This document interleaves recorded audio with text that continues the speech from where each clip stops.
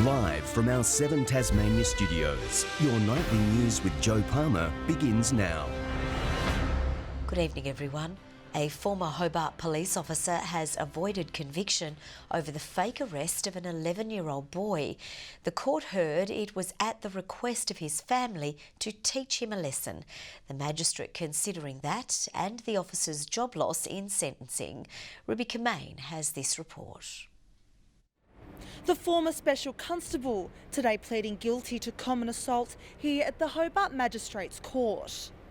29-year-old Maureen Riziki walking from court with a good behaviour bond over the fake arrest incident. Her defence lawyer told the magistrate she was under pressure from the family of an 11-year-old boy to teach him a lesson, that the youth has a history of violence and bullying and had allegedly pushed his grandmother, saying her response was well-intentioned, flawed, desperate action. Prosecution outlined the incident, telling the court Riziki brought the 11-year-old boy to the remand centre on the evening of January 14 this year, saying Riziki gave officers the impression he was charged, alleging the accused requested for the child to be strip searched in a prison cell and to remain there overnight. The court heard after 10 minutes, correctional officers realised there was no official notification of an arrest and called her back. The youth was then released. Magistrate Michael Daly telling the accused he should have never been taken near a police station, saying she put the officers in a terrible position. Magistrate Daly told the court he considered her job loss and significant pressure when handing down the sentence of a 2-year good behaviour bond. A 35-year-old man has faced the Burnie Magistrates Court today, charged with 79 child exploitation charges. The Australian Federal Police this week charging the man with offences relating to sexual abuse and sexual intercourse with a child outside of Australia. It's alleged the man used social media to communicate and solicit children between 2016 and 18. A 24-year-old man has died after his car collided with trees near Scottsdale overnight. Police say the crash was likely caused by the vehicle failing to negotiate a right-hand bend. Attempts were made to revive the man, but he was pronounced dead at the scene. A report is being made for the coroner. Residents on the northwest coast are today counting the cost of an ugly storm which has left a number of residents homeless. Wild winds ripped through the region while the Central Highlands saw snow, marking one of our coldest starts to December. It's typically a time for beaches and bathing, but 4 days into the summer season, the weather gods greeted Tasmania with snow. The Central Highlands waking up to a cover of white after receiving an overnight dusting. Ice crystals and sleet is not what one traveller planned for on a summer camping trip. We were expecting warm weather, and yes, certainly not snow. But don't unpack the winter woolies just yet. The Weather Bureau predicts hotter weather to sweep through the state from next week. Even from Sunday it will feel quite warm, not so much from the temperature, but the winds will be quite light by comparison, and that will make things feel a lot warmer than we've had recently. As snow fell in the Highlands, power poles toppled in Devonport, with wild winds of more than 100 kilometres an hour battering the region.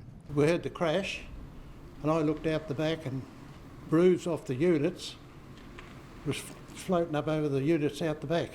The damage is so significant here that occupants of this unit complex were forced to leave their homes. The fear is that they won't be able to return before Christmas. Residents salvaging all they can with power cut to the surrounding area. They have no idea how long it will take for repairs. I really don't know, because that roof is reasonably bad. This one, number 5, is shocking. An ugly storm with even uglier ramifications for some now homeless. GARTH, BURLEY, 7 Tasmania News. A burst water main caused a commotion at Goodwood this afternoon. Police shut down Renfrew Circle as water erupted from an underground pipe breaking through the road surface. It cut off water to approximately 60 properties. Repair crews brought the situation under control and water supply was restored at 4 o'clock this afternoon. As Tasmanian farmers recover from last week's shock of having their irrigation usage slashed, the government's been forced to explain just what went wrong. Restrictions are expected to be eased by Friday, but questions remain over just how things got so bad so quickly, given previous warnings.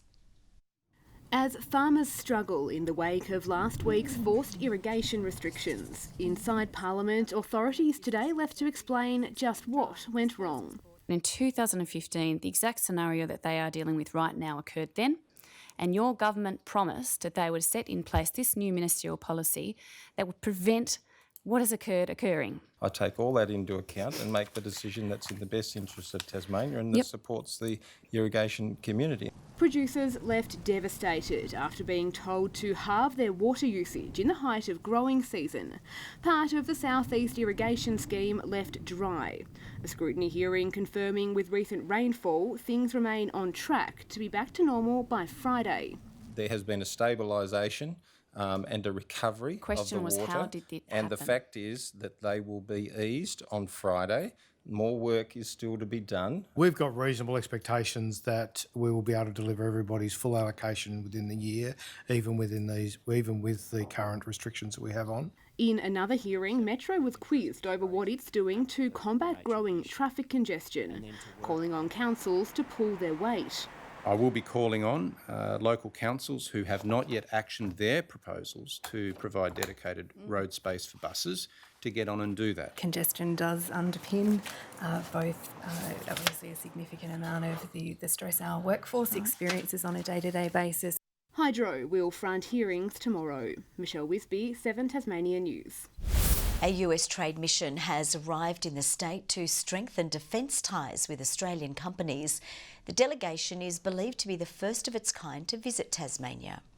We see a lot of potential in other sorts of commercial transactions with Tasmania, and things like maritime science and Antarctic research and renewables.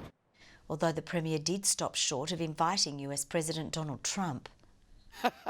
It has not occurred to me, but look, of course, I think this is a wonderful delegation from the United States. It's a great start. Tasmania will send its own trade mission to the US early next year.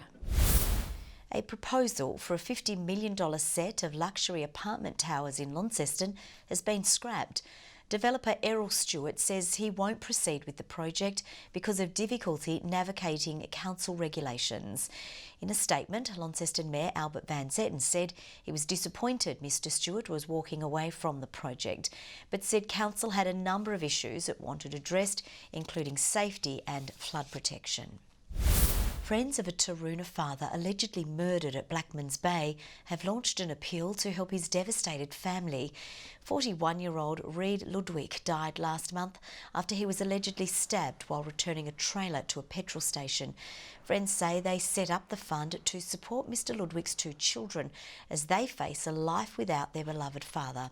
The GoFundMe page is now up and running, with the money raised going into a trust fund for the children. Angry shoppers are being warned they'll face the law if they abuse retail staff this holiday season. Crime Stoppers has announced a Christmas crackdown not just on shoplifters but also on customers behaving badly. After 15 years in retail, Mel Croswell has seen it all. We have had physical assault done to us before, so that can take a toll on people. Over Christmas, more shoppers can mean more abuse for those behind the till. Young staff picking up extra shifts are especially vulnerable. They're trying to do the best that they can, so we really want to encourage our young people to enjoy coming to work and feel safe at work. Desperate people are also turning to shoplifting as a way to find presents. Also, we have people who are very vulnerable who perhaps may feel that shoplifting is an easy way to perhaps pay off a drug debt. More than 500 shoplifting offences were recorded between July and October just in the state's south. That's a rise of 40% compared to the same time last year. We're seeing some of the shoplifting offences going up at the moment. That's concerning for us. It's unfortunate this time of the year we do see it. Just keep in mind that we are just human and we'd like to be treated with respect like we would respect you. Sean McComish, 7 Tasmania News. The University of Tasmania has made an historic apology to the Aboriginal community for its past wrongdoing. More than 600 people gathered for the emotional ceremony at Domain House today, the original home of the university. UTAS said it acknowledged the deep wrongs it committed in the past and unreservedly apologised for them. Apologies have been too long in coming, and that's unacceptable. And we've come to put that to right today. The apology was delivered in both English and Palawakani. The weather conditions might not be ideal, but Tasmania is still reeling in plenty of tourism dollars at the World Fly Fishing Championships. An international advertising campaign hopes to capitalise on the event, while on the water, anglers were braving some of the wildest weather yet. On the wide open Little Pine Lagoon, this was a true test for the world's top anglers. You just have to laugh at weather like this. With wind gusts of up to 60 kilometres per hour, the soup tent was the place to be. Local volunteers have been up since sunrise preparing food. It's been really wonderful, and there are only half a dozen girls up there, so they do a really good job. Yeah, very proud of them. The wild weather is a trap for new players. It's harder for the trout to see the lures and for foreign anglers to accustom to local conditions. The lakes here are a lot shallower. Our lakes could be 200 feet deep. Despite this, the feedback has been positive. Tourism Tasmania wants to piggyback off its success and believes the economic effects could be felt for up to 10 years. Fly fishing is one of our unordinary adventures, as we call them in Tassie. It's one of our niche programs. We're out there talking to the world about it. And of course these championships just give us an awesome platform to work from. One nearby business is already seeing an impact. The newly renovated Great Lake Hotel has hosted plenty of people trying to escape the cold. Quite a few of the spectators, we had a comment the other day that when it's snowing that fly fishing really isn't much of a spectator sport. New owner James Johns is pushing forward with a 10-year investment in the precinct, which includes a brand new hotel and modern accommodation. The Central Highlands is probably the best kept secret in the whole of Tasmania. While on the water, it's all about the love of the game. You just get such extremes that after it you're exhausted, but you look back on it and you feel pretty lucky that you got to experience it. Tom Johnson, 7 Tasmania News.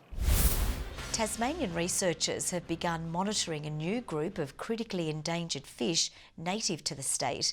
It's part of a continued effort to save the red handfish from extinction, with an estimated 100 left in the wild.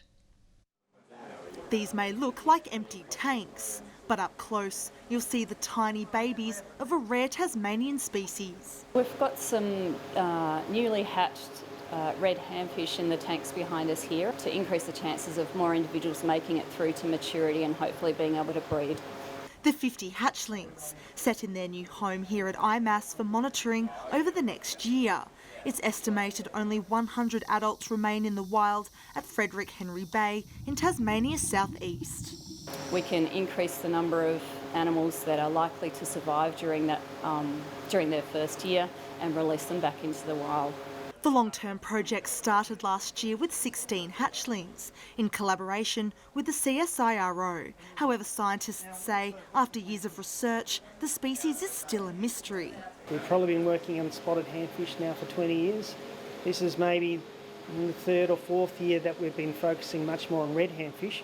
We've got a long way to go before we will even have half of the answers.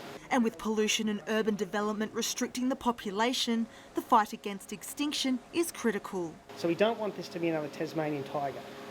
This is right up at the edge of the extinction abyss, and we have to work together to stop these guys falling over that.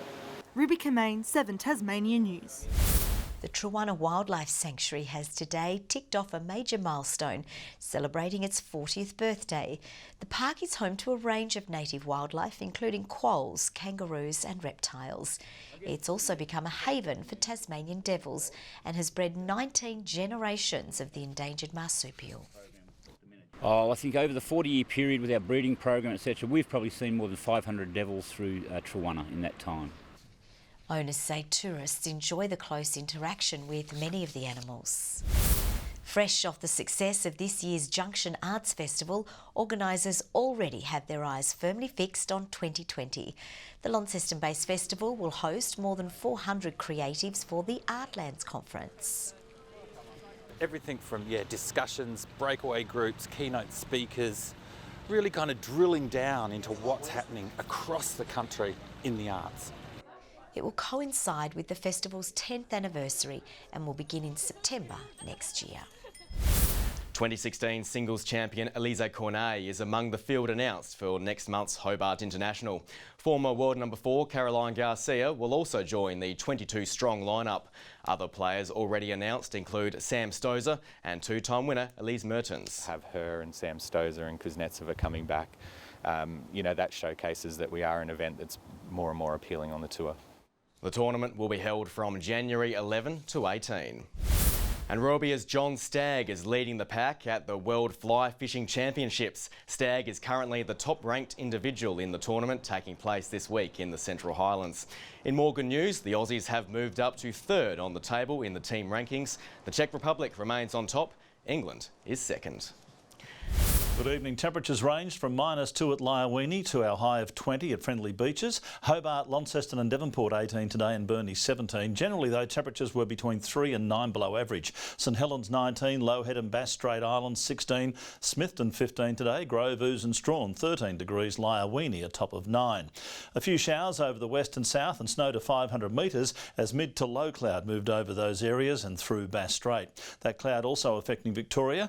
Low cloud sits along parts of South Australia and southwest WA. Thunderclouds develop further north there and over parts of the top end. Tomorrow a cold front crosses Tasmania, also clipping eastern Victoria. A high drifts towards the Bight with several troughs extending over the mainland. The winds westerly again, 20 to 30 knots, increasing to 35 knots over the south and later over the northeast. 20 to 30 knot westerlies over Penstock Lagoon, keeping the uncomfort levels high. A gale warning from Cape Portland to St Helens Point and from Tasman Island to Low Rocky Point. A strong wind warning for all other Tasmanian coastal waters and also over the inland lakes. We also have a sheep graziers alert, that's for the southeastern grazing districts. Forecast, Hobart, showers increasing, becoming windy, a top of 18, 16 for Cygnet, showery for New Norfolk, 17 degrees. Launceston becoming windy and cloudy, 19 the top, 19 also for Devonport with a possible shower and an afternoon shower for Campbelltown on that same number. Burnie, a high of 17 with a shower or two, very windy, showers for Strawn on 15, Smithton 16 degrees. St Helens partly cloudy and 20 the top also for Swansea and 19 the high for Fingal after a cool night. UV all on 9 and very high. On Friday, showers over the west, central and south. Those showers over the same areas on Saturday gradually decreasing. A better looking forecast for Sunday with temperatures moving up a tad. Temperatures up a tad over Perth tomorrow, 38 degrees, a bit of cloud for Adelaide and Melbourne, hot and hazy in Sydney and sunny and 35 in Brisbane. Partly cloudy and 14 in Hobart, 16 in Launceston and right now in Devonport 14 degrees. Joe, you're sounding a bit snuffly over there. I hope you're able to fulfil your commitments for the rest of the week. Wouldn't you be sad if I didn't turn up? Thank you very much, Merv. And that's all from the team for now. Thanks so much for your company. We'll see you with updates a little later. Bye for now.